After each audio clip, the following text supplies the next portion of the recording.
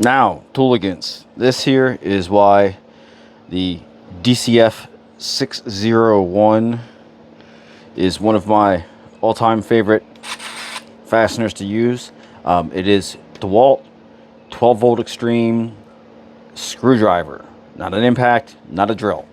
So it has a collet like an impact, 3 LEDs, quick connect collet for doing stuff like this, for sensitive stuff where you really want control over how much torque you're going in there.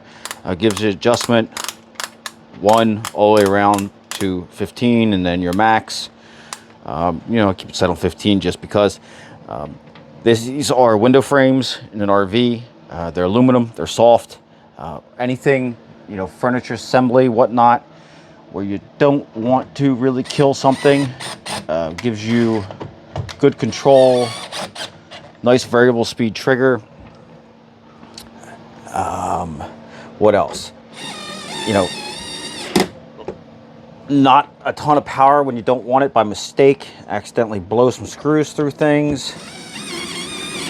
It's small, it's lightweight, it's compact.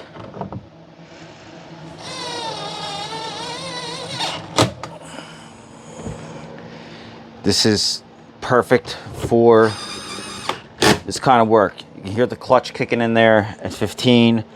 What I like to do on these windows is get the screws in, come back, and make sure they're tight by hand.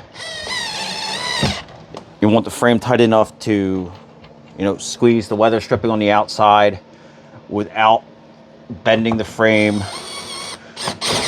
cracking the glass. Like I said, you don't want to kill it, and this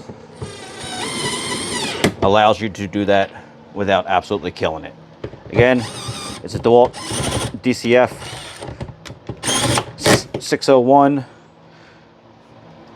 Add 1.